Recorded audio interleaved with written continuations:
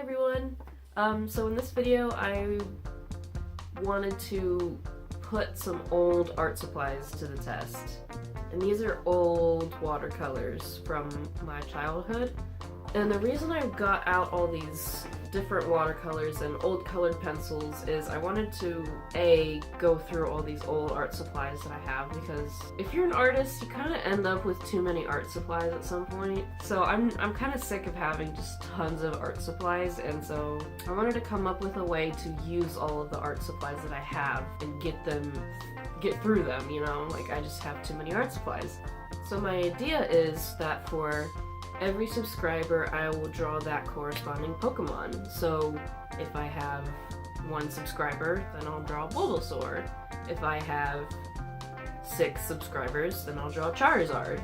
And I'll draw up to Charizard. So if I have 5 subscribers, I will be drawing Bulbasaur, Ivysaur, Venusaur, and probably just put that all in one picture, one illustration, and then wait until I get 6 subscribers to do Charmander, Charmeleon, and Charizard. So I was thinking of going through the whole Pokedex like this, and all of it would correlate with how many subscribers I have.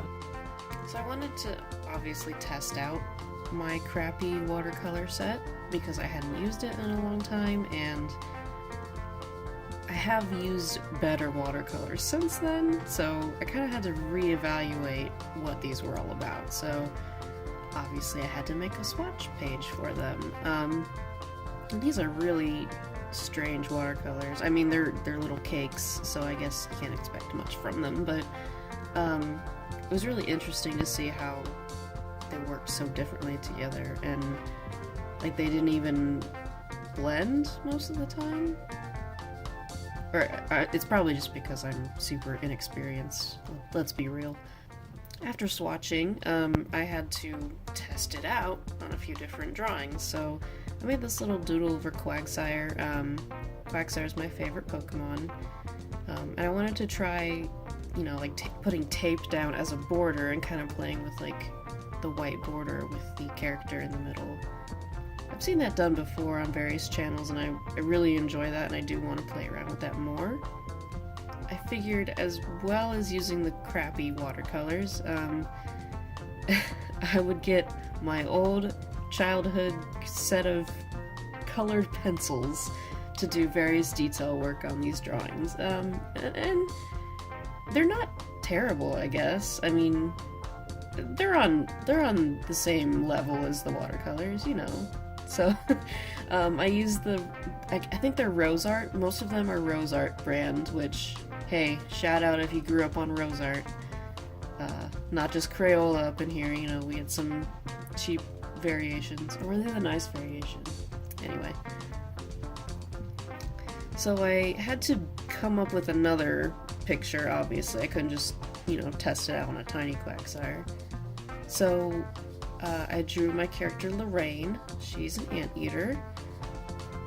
I made sure to test that the Sakura Micron PN fine liner would work well with these watercolors, and thankfully it doesn't mess up the line art or anything, so that's a plus. So I'll be able to do some line art work before going in with the watercolors with all these, so that's good to know.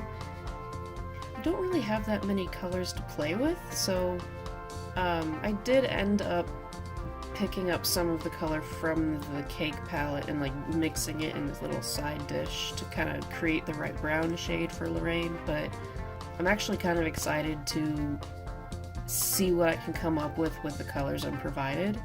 I know I'll probably break a few of those here and there and mix my own colors, but I do want to try to stick to what's just in the palette. So yeah, I just wanted to give a test to these watercolors and some of these old colored pencils and see how I did with them.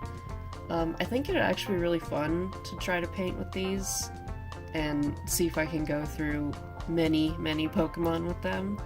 So that was me trying out my baby watercolors. And I don't know why I've been calling them baby watercolors, just because I guess they're kids' watercolors, or just really cheap.